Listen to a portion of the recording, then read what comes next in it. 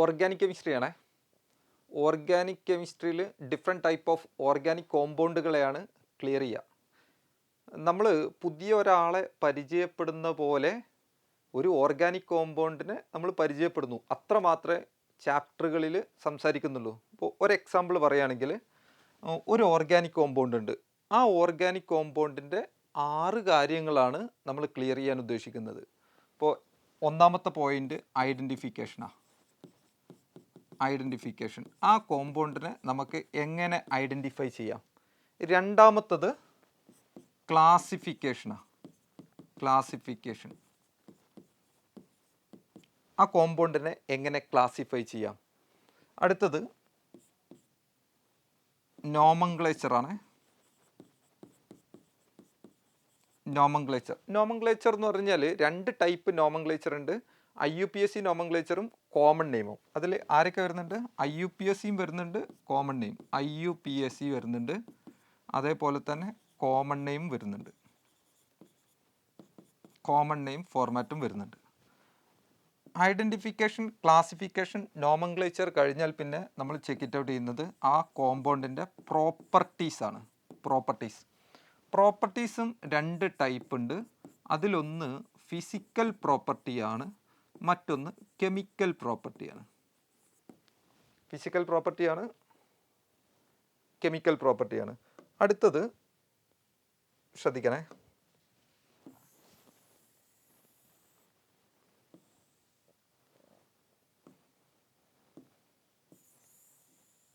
നമുക്കിതിൻ്റെ ഈ പ്രോപ്പർട്ടീസ് പറയുന്നതിൻ്റെ തൊട്ട് മുന്നേ നമുക്കിതിൻ്റെ പ്രിപ്പറേഷൻസ് ഒക്കെ നോക്കാം. പ്രിപ്പറേഷൻ, എങ്ങനെ ഈ കോമ്പൗണ്ട് പ്രിപ്പയർ ചെയ്യുന്നു എന്നുള്ളതിനെ പറ്റിയും നമ്മൾ കൃത്യമായിട്ട് സംസാരിക്കേണ്ടത്. ഇപ്പോൾ identification, classification, nomenclature, preparation, properties, last uses.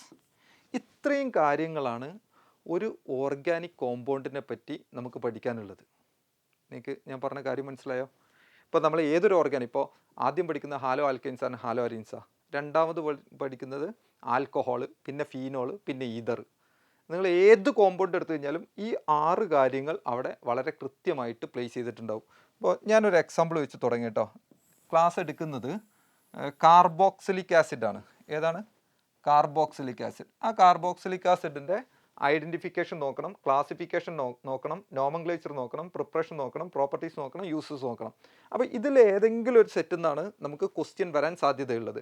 അപ്പോൾ ഐഡൻറ്റിഫിക്കേഷന് എന്ത് ക്വസ്റ്റ്യനാണ് വരിക എന്നുള്ളത് നമുക്ക് നോക്കാം. ശ്രദ്ധിക്കണം. ഒരു എക്സാമ്പിൾ ഞാൻ പറയാം. Carboxylic acid. Here we are going to study about carboxylic acid. നമുക്കറിയാലോ, കാർബോക്സിലിക് ആസിഡ് എന്ന് പറഞ്ഞു കഴിഞ്ഞാൽ കാർബോക്സിലിക്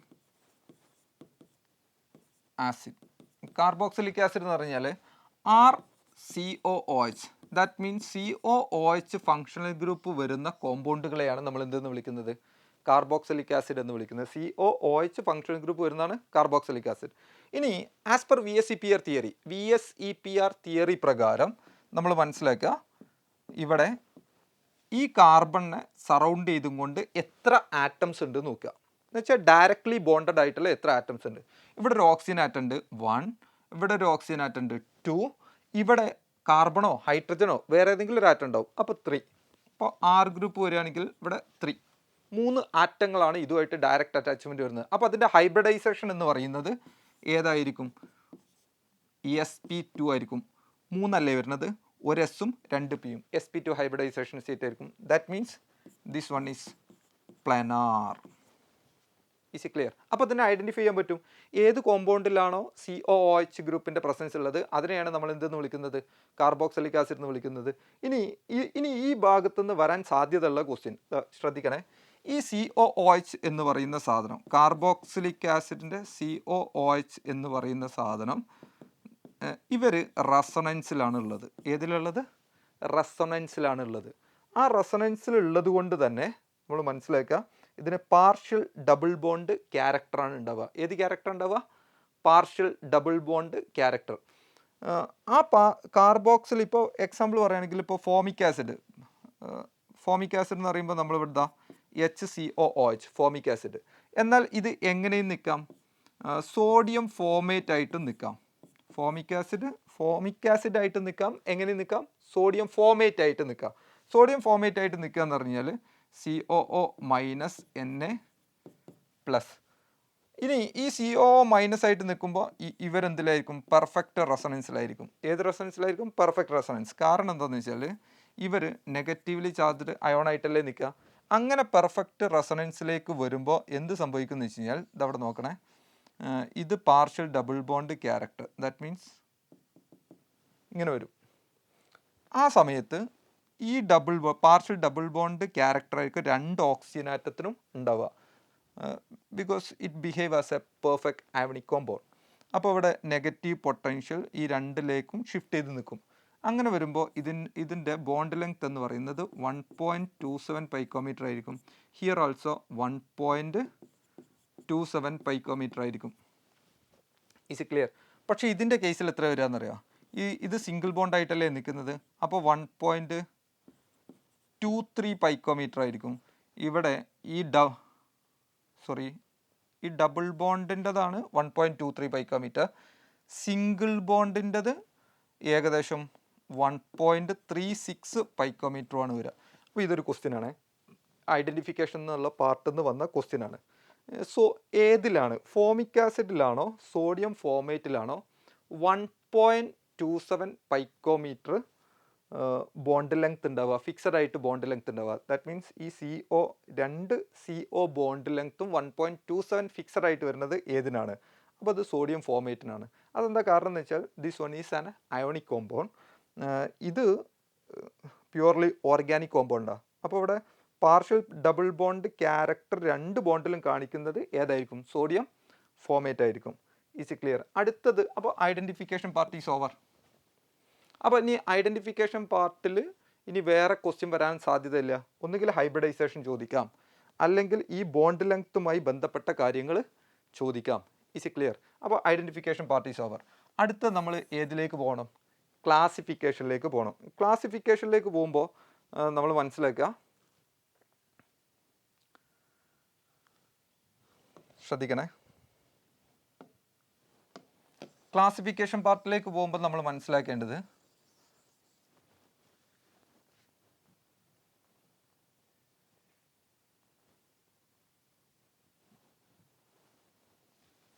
ഇത് COOH ഗ്രൂപ്പിന് sp3 അല്ല sp2 ഹൈബ്രിഡൈസേഷൻ ആണെന്ന് മനസ്സിലായി. ഏതാ ഹൈബ്രിഡൈസേഷൻ? sp2 ഹൈബ്രിഡൈസേഷൻ ആണെന്ന് മനസ്സിലായി. അങ്ങനെ വരുമ്പോൾ ഇവിടെ ശ്രദ്ധിക്കണേ, ഈ അറ്റാച്ച്മെൻ്റ് ഇല്ലേ, COOH എന്ന് പറയുന്ന ഈ അറ്റാച്ച്മെൻറ്റ്, ഇവിടെ ഒന്നുകിൽ H വരാം, അല്ലെങ്കിൽ എന്ത് വരാമെന്നറിയോ, COOHൽ R ഗ്രൂപ്പ് വരാം, അല്ലെങ്കിൽ COOHന് അരയിൽ ഗ്രൂപ്പ് വരാം. ഇവിടെ ഇത് R' എന്ന് കൊടുത്തു കേട്ടോ. അപ്പോൾ H വരികയാണെങ്കിൽ ഏറ്റവും സിംപ്ലസ്റ്റ് കാർബോക്സിലിക് ആസിഡ് പ്രൊഡ്യൂസ് ചെയ്യപ്പെടും. R ഗ്രൂപ്പ് ഇത് ആൽക്കൈൽ ഗ്രൂപ്പാണ്, ആൽക്കൈൽ ഗ്രൂപ്പ് വരാം. അതോടൊപ്പം തന്നെ ഇത് ഏതും വരാം, അരയിൽ ഗ്രൂപ്പും വരാം. ഏതൊക്കെ വരാം? ഏറ്റവും സിംപ്ലസ്റ്റ് ആയിട്ടുള്ള ഹൈഡ്രജൻ വരാം, ആൽക്കൈൽ ഗ്രൂപ്പ് വരാം, അരയിൽ ഗ്രൂപ്പ് വരാം. അപ്പോൾ ഇത് അരയിൽ കാർബോക്സിലിക് ആസിഡ് ആയിരിക്കും, ഇത് ആൽക്കൈൽ കാർബോക്സിലിക് ആസിഡ് ആയിരിക്കും, ഇത് ഏറ്റവും സിംപ്ലസ്റ്റ് ആയിട്ടുള്ള കാർബോക്സിലിക് ആസിഡ് ആയിട്ടുള്ള ഫോമിക് ആസിഡ് ആയിരിക്കും. Is clear? അപ്പോൾ ആ ക്ലാസിഫിക്കേഷനുമായി ബന്ധപ്പെട്ട് ക്വസ്റ്റ്യനുകൾ വരാനുള്ള സാധ്യത വളരെ കുറവാണ്, എക്സാമിൽ ഉണ്ടാവില്ല. നമ്മൾ മനസ്സിലാക്കുന്നതിലേക്ക് വെച്ചാൽ മതി ഈ സാധനം. എന്നാൽ അടുത്ത പാർട്ട് നോക്കണേ, ഇതിൻ്റെ നെയിമിങ്ങുമായി ബന്ധപ്പെട്ട സാധനങ്ങളാണ്.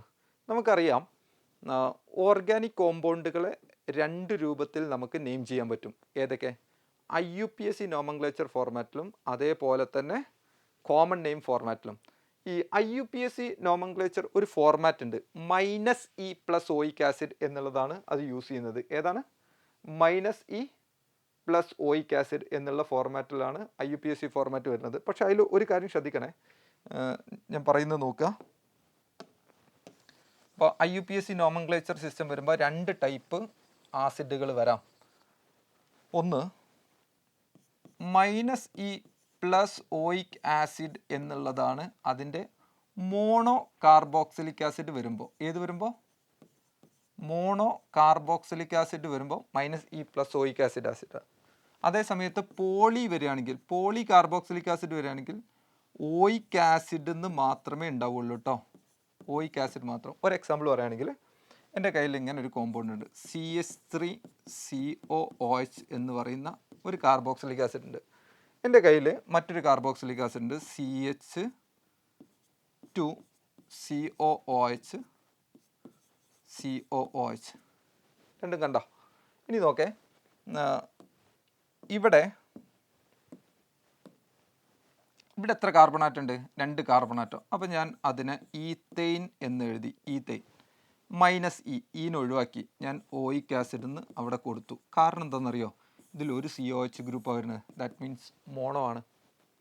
അതേ സമയത്ത് ഇതിൽ എത്ര കാർബൺ ആറ്റം വരുന്നുണ്ട്? 1 2 3 3 കാർബൺ ആറ്റം വരുന്നുണ്ട്. 3 കാർബൺ ആറ്റം വരുമ്പോൾ പ്രൊപ്പെയിൻ എന്ന് ഞാൻ എഴുതി. പ്രൊപ്പെയിൻ. ഇവിടെ മൈനസ് ഇല്ല, ഡയറക്റ്റ് എന്ത് മാത്രമേ ഉള്ളൂ? പ്ലസ് ഓയിക് ആസിഡ് മാത്രമേ ഉള്ളൂ. കാരണം ഇത് പോളിയാണ്. പോളി എന്ന് പറഞ്ഞാൽ 2 COH ഗ്രൂപ്പുകൾ, ഒന്നിലധികം COH ഗ്രൂപ്പ് പ്രസൻ്റ് ആണ്. അപ്പോൾ പ്രൊപ്പെയിൻ -1 ഇത് എത്രാമത്തെ ഇതിലാണ് ഓയിക് ആസിഡ് വരുന്നത്? 1 2 3 3 കാർബൺ ആറ്റം വരുന്നത്.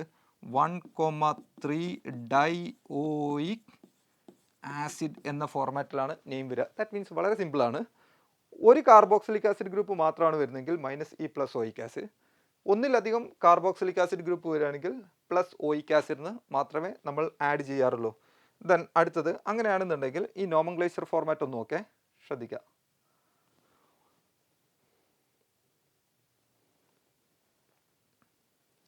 ഒന്ന് നോക്കണേ. ഇതിൽ ഒരു കാർബൺ ആറ്റം വരുന്നത്, അതുകൊണ്ട് മെത്തനോയിക് ആസിഡ്. അത് നമ്മൾ വിളിക്കുന്ന പേരാണ് എന്തെന്ന് പറഞ്ഞാൽ ഫോമിക് ആസിഡ്.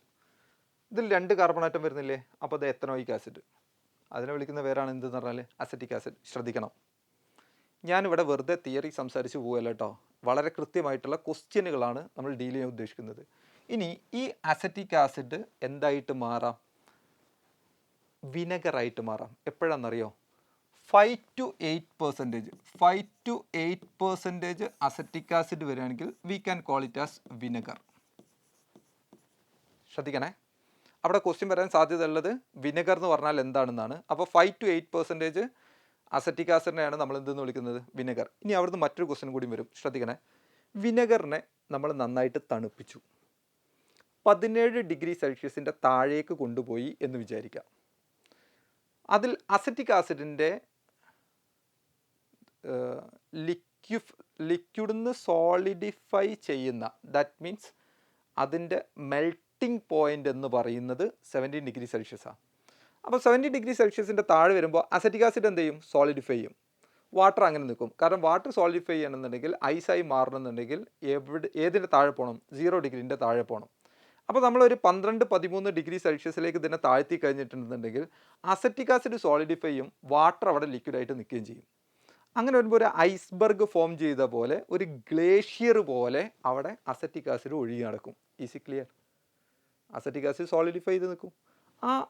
അങ്ങനെ അൾട്രാ പ്യുവർ ഒരു 99.5%-ലധികം അസറ്റിക് ആസിഡ് മാത്രം കിട്ടുകയാണെന്നുണ്ടെങ്കിൽ അതിനെ നമ്മൾ വിളിക്കുന്ന പേരാണ് glacial acetic acid. Easy clear? അപ്പോൾ 99.5%-ൻ്റെ മുകളിൽ പ്യൂരിറ്റി ഉണ്ടെന്നുണ്ടെങ്കിൽ അതിനെ വിളിക്കുന്ന പേരാണ് ഗ്ലേഷ്യൽ അസറ്റിക് ആസിഡ്. അതെങ്ങനെ കിട്ടുന്നത്? വിനെഗറിനെ 17 ഡിഗ്രി സെൽഷ്യസിലേക്ക് താഴ്ത്തി അസറ്റിക് ആസിഡിനെ സോളിഡിഫൈ ചെയ്യിച്ചിട്ട് ആ സോളിഡ് അസറ്റിക് ആസിഡ് എടുക്കുകയാണെന്നുണ്ടെങ്കിൽ we can call it as glacial acetic acid. അപ്പോൾ അതാണ് അവിടുന്ന് ക്വസ്റ്റ്യൻ വരാൻ സാധ്യതയുള്ളൂ കേട്ടോ. അടുത്ത് നോക്ക്, പിന്നെ നമ്പർ ഓഫ് കാർബൺ ആറ്റം കൂടുന്നുള്ളൂ. നമ്പർ ഓഫ് കാർബൺ ആറ്റം കൂടുമ്പോൾ ഇത് പ്രൊപ്പനോയിക് ആസിഡാണ്. അപ്പോൾ അതിൻ്റെ കോമൺ നെയിമിലേക്ക് വരുമ്പോൾ പ്രൊപ്പിയോണിക് ആസിഡ് ആവും. പിന്നെ അടുത്തൊരു കാർബൺ ആറ്റം കൂടിക്കഴിഞ്ഞാൽ ഇത് ബ്യൂട്ടനോയിക് ആസിഡാണ്. അതിൻ്റെ കോമൺ നെയിമിലേക്ക് വരുമ്പോൾ ബ്യൂട്ടറിക് ആസിഡ് ആവും. പിന്നെ നമ്മൾ ശ്രദ്ധിക്കേണ്ട സാധനം വലേറിക് ആസിഡും കാപ്രോയിക് ആസിഡാണ്. അത് പെൻറ്റനോയിക് ആസിഡാണ് വലേറിക് ആസിഡായിട്ട് അറിയപ്പെടുന്നത്. അതേപോലെ തന്നെ ഹെക്സനോയിക് ആസിഡാണ് കാപ്രോയിക് ആസിഡായിട്ട് അറിയപ്പെടുന്നത്. വേറെ കാര്യങ്ങളൊന്നുമില്ലേ? അടുത്തത്, അപ്പോൾ നമ്മൾ എന്തൊക്കെ പറഞ്ഞു? ഐഡൻറ്റിഫിക്കേഷൻ പറഞ്ഞു, ക്ലാസിഫിക്കേഷൻ പറഞ്ഞു, നോമൻക്ലേച്ചർ. ഇനി അടുത്തത് പ്രിപ്പറേഷനാണ് പറയേണ്ടത്. പക്ഷേ ഞാൻ ഓർഡർ ജസ്റ്റ് ഒന്ന് തെറ്റിക്കുകയാണ്. ഞാൻ അതിൻ്റെ പ്രോപ്പർട്ടീസ് ഒന്ന് ആദ്യം സംസാരിക്കുക. അതിൻ്റെ ഫിസിക്കൽ പ്രോപ്പർട്ടീസും അതോടൊപ്പം തന്നെ കെമിക്കൽ പ്രോപ്പർട്ടിയിലെ ഒരു അസിഡിറ്റിയും മാത്രം ഞാൻ സംസാരിക്കുക. അതിനുശേഷമാണ് ഞാൻ ഇതിലേക്ക് പോകുന്നുള്ളൂ, പ്രിപ്പറേഷനിലേക്ക് പോകുന്നുള്ളൂ. കാരണം ക്വസ്റ്റ്യൻ വരാൻ സാധ്യതയുള്ള ഏരിയകളെ ആദ്യം ക്ലിയർ ചെയ്യുക എന്നുള്ള ഉദ്ദേശത്തോടു കൂടിയാണ് കേട്ടോ. അടുത്ത ശ്രദ്ധിക്കണേ.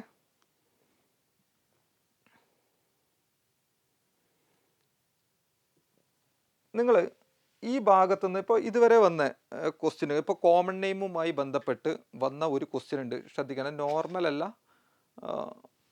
നിങ്ങളെ ടെക്സ്റ്റിൽ ഡയറക്റ്റ് നോക്കിയാൽ നിങ്ങൾക്ക് കാണാൻ പറ്റില്ല, പക്ഷേ ഈ ക്വസ്റ്റ്യൻ വന്നിട്ടുണ്ട്, ശ്രദ്ധിക്കുക എങ്ങനെയാണെന്നുള്ളത് നോക്കുക.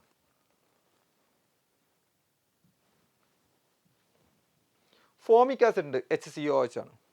അസറ്റിക് ആസിഡ് ഉണ്ട്, CH3COH ആണ്. പക്ഷേ ഞാൻ പറഞ്ഞു 5 to 8% അസറ്റിക് ആസിഡിനെയാണ് നമ്മൾ എന്തെന്ന് വിളിക്കുന്നത്, വിനെഗർ എന്ന് വിളിക്കുന്നത്. 99.5% അധികം അസറ്റിക് ആസിഡ് വരികയാണെങ്കിൽ V can call it as glacial acetic acid എന്നും പറഞ്ഞു. എന്നിട്ട് നോക്കുക, ഫോമിക് ആസിഡ്, അസറ്റിക് ആസിഡ്. ഇനി നോക്ക് ഈ 4 നോക്ക്, lauric acid, myristic acid, palmitic acid, stearic acid. ഇതൊക്കെ നോർമൽ ആസിഡുകളാണ്. അതേ സമയത്ത് ഒലീക് ആസിഡ് നോക്ക്, ഒലീക് ആസിഡിൽ മാത്രം ഇവിടെ ഒരു ഡബിൾ ബോണ്ട് വന്നിട്ടുണ്ട്. That means unsaturated carboxylic acid ആണ് ഒലീക് ആസിഡ്. അപ്പോൾ ഇവിടെ നിന്ന് എങ്ങനെ ക്വസ്റ്റ്യൻ വരിക എന്നറിയാം. ഇതിന്ന് ഏതെങ്കിലും ഒരു 4 തരും, അതിൻ്റെ കൂടെ ഒലീക് ആസിഡും തരും. എന്നിട്ട് നിങ്ങളോട് ചോദിക്കും which one is unsaturated carboxylic acid എന്ന് ചോദിക്കും. അൺസാച്ചുറേറ്റഡ് എന്ന് പറഞ്ഞാൽ മൾട്ടിപ്പിൾ ബോണ്ടിൻ്റെ പ്രസൻസ് ഉള്ള കാർബോക്സിലിക് ആസിഡ്. അതേതാണ്? ഒലീക് ആസിഡ് ആണ്. നിങ്ങൾക്ക് മനസ്സിലായോ? അപ്പോൾ നോക്ക്, ഈ lauric acid, myristic acid, palmitic acid, stearic acid കണ്ടുപേടിക്കണ്ട. 10, 12, 14, 16 നിങ്ങൾ ഇതിൻ്റെ രണ്ട് സൈഡിലും ഒരു CH3 കൊടുക്കുക, ഒരു COH കൊടുക്കുക. 10 CH2 ഗ്രൂപ്പ് വരികയാണെങ്കിൽ അതിനെ വിളിക്കുന്ന പേരാണ് ലോറിക് ആസിഡ്. ഇനി അതിൽ 12 വരികയാണെന്നുണ്ടെങ്കിൽ മിസ്റ്റിക് ആസിഡ്, 14 വരികയാണെങ്കിൽ പാമറ്റിക് ആസിഡ്, 16 വരികയാണെങ്കിൽ സിയറിക് ആസിഡ്. നത്തിങ് സ്പെഷ്യൽ, ഒന്നുമില്ല, ജസ്റ്റ് നിങ്ങൾ മനസ്സിലാക്കി വെച്ചാൽ മതി. പക്ഷേ ഇതിൽ ഏറ്റവും ഇമ്പോർട്ടൻസ് കൊടുക്കേണ്ടത് ഏതിനായിരിക്കണം? ഒലീക് ആസിഡിനായിരിക്കണം. കാരണം ഒലീക് ആസിഡിൽ ഏത് വരുന്നുണ്ട്? അൺസാച്ചുറേഷൻ വരുന്നുണ്ട്. ആ അൺസാച്ചുറേറ്റഡ് കാർബോക്സിലിക് ആസിഡ് ഏത് എന്ന് ഐഡൻറ്റിഫൈ ചെയ്യാൻ ഞാൻ ജസ്റ്റ് ഡീറ്റെയിൽ ചെയ്തു എന്ന് മാത്രം. ദെൻ അടുത്ത പോയിന്റ് ശ്രദ്ധിക്കണേ. ഞാൻ പറഞ്ഞു അടുത്തത് ഇതിൻ്റെ ഫിസിക്കൽ പ്രോപ്പർട്ടീസാണ് നമ്മൾ സംസാരിക്കാൻ പോകുന്നത്. ഫിസിക്കൽ പ്രോപ്പർട്ടീസിൽ നിങ്ങൾ നോക്കുക, കാർബോക്സിലിക് ആസിഡിൻ്റെ ഫിസിക്കൽ പ്രോപ്പർട്ടീസാണ് കേട്ടോ. കാർബോക്സിലിക് ആസിഡിൻ്റെ ഫിസിക്കൽ പ്രോപ്പർട്ടിയിൽ 3 കാര്യങ്ങളാണ് പ്രധാനമായിട്ടും നമ്മൾ ചെക്ക് ചെയ്യുക: state, solubility, melting and boiling point. അതിൽ സ്റ്റേറ്റ്, നോർമലി കാർബോക്സിലിക് ആസിഡ് ലിക്വിഡായിട്ടാണ് നിൽക്കാറുള്ളത്. ഇനി സ്റ്റേറ്റിനൊന്നും അത്ര ഇമ്പോർട്ടൻസ് ഇല്ല. സൊളുബിലിറ്റി, വാട്ടറിൽ ഹൈലി സോളുബിൾ ആണ്. ഫസ്റ്റ് 4 കാർബൺ ആറ്റം ഉള്ള, that means first 4 carboxylic acid highly soluble in വാട്ടറാണ്. അപ്പോൾ ഫിസിക്കൽ പ്രോപ്പർട്ടി പറയുമ്പോൾ ഹൈലി സോളുബിൾ ആണ് വാട്ടറിൽ, സോളുബിൾ ഇൻ വാട്ടർ. പക്ഷെ അവിടെ ഒരു കാര്യം ശ്രദ്ധിക്കണേ, ബെൻസോയിക് ആസിഡ് വരുന്നുണ്ട് കേട്ടോ. ഇവിടെ നോക്കണേ, benzoic acid insoluble in cold വാട്ടറാണ്.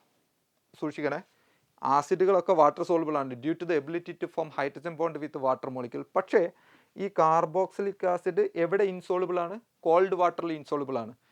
ഒരു കാര്യം ശ്രദ്ധിക്കണേ, നോർമൽ ക്ലാസ് കേൾക്കുന്ന ഫോർമാറ്റിൽ ഇത് കേൾക്കരുത്. ഇത് റിവിഷൻ ആണ്, റീവിഷൻ, രണ്ടാമതൊരു നോട്ടമാണ്. അപ്പോൾ ക്വസ്റ്റ്യൻ ഓറിയൻറ്റഡ് ആയിട്ടാണ് നമ്മൾ കാര്യങ്ങൾ പോകുന്നത്.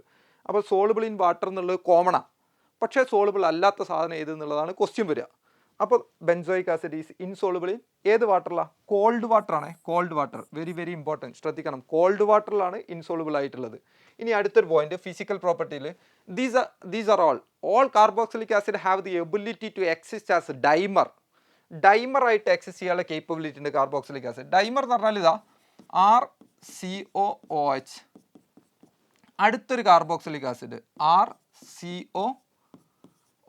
ഇവർ തമ്മിൽ here there is A possibility four hydrogen bond. ഇങ്ങനെയാണ് ഇവർ ഡൈമറായിട്ട് എക്സിസ്റ്റ് ചെയ്യുന്നത്. പക്ഷേ ആ ഡൈമറായിട്ട് എക്സിസ്റ്റ് ചെയ്യുക ഒന്നുകിൽ വേപ്പർ ഫേസിലായിരിക്കും, ശരിക്കും ശ്രദ്ധിക്കണേ, ഒന്നുകിൽ വേപ്പർ ഫേസിലായിരിക്കും, അല്ലെങ്കിൽ അപ്രോട്ടിക് സോൾവെൻറ്റ്.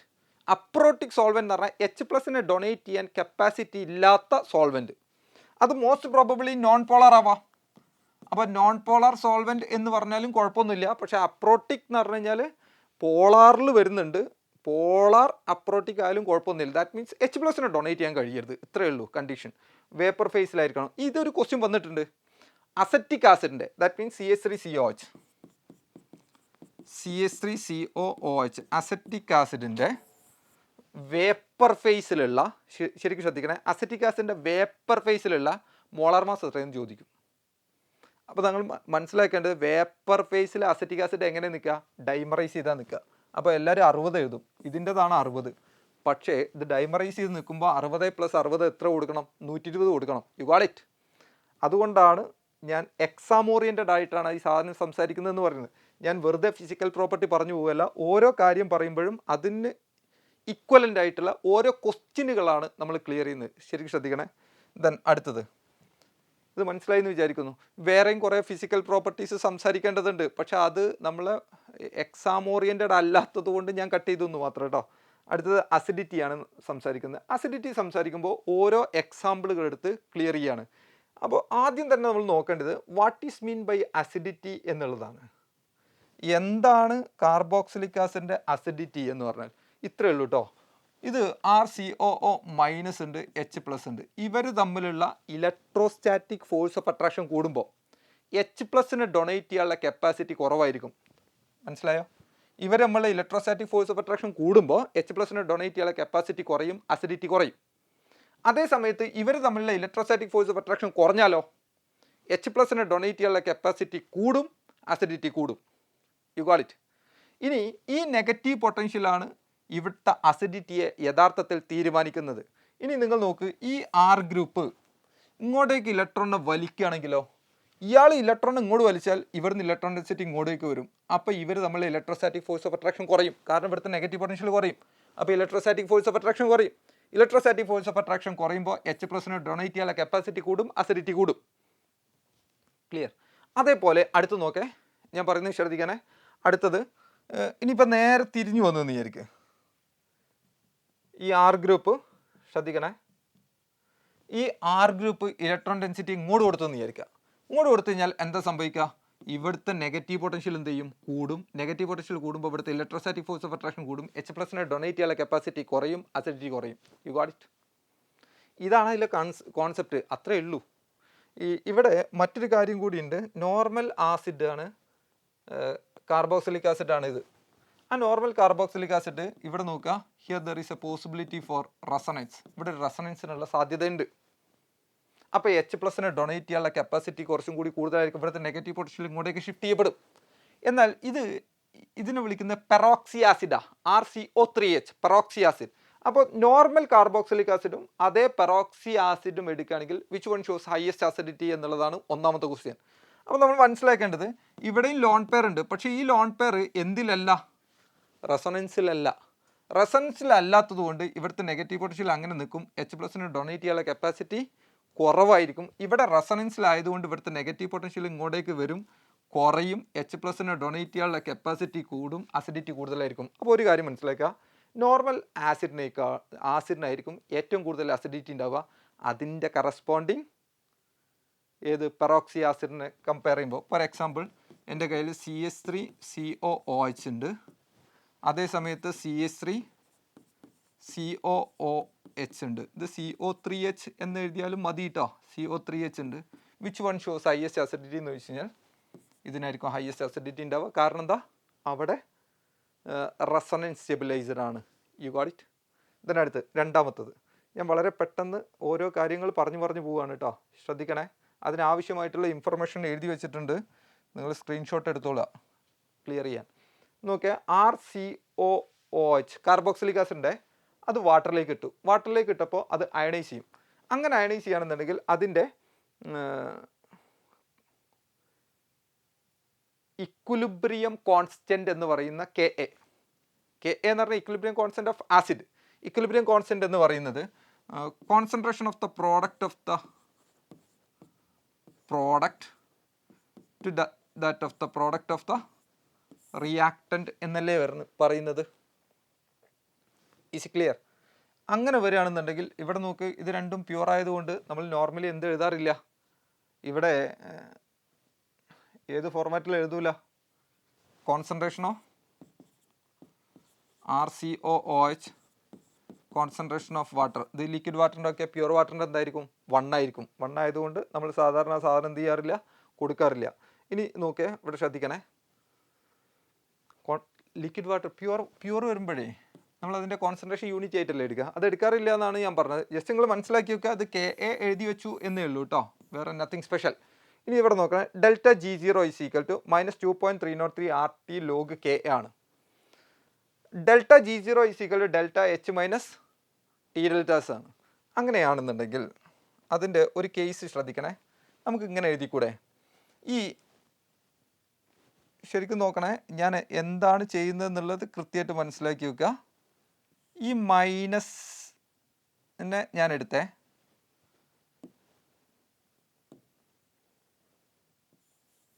അത് മനസ്സിലാക്കാൻ വേണ്ടിയിട്ട് അത് ഞാൻ കളർ മാറ്റി കേട്ടോ. അതേപോലെ തന്നെ ഈ ലോഗ് കെ എയും ഞാൻ കളർ മാറ്റിയേ. അങ്ങനെയാണെന്നുണ്ടെങ്കിൽ ഇതവിടെ നോക്കണേ, negative logarithm of K A which is equal to P K A അല്ലേ നോക്ക്, which is equal to P K A. Negative logarithm of K ആണ് എന്ത് പറഞ്ഞാൽ P K A, which is equal to delta H minus T delta S divided by ഈ value താഴേക്ക് പോകും 2.303 R T. ഇതിൻ്റെ meaning എന്താണെന്നറിയോ?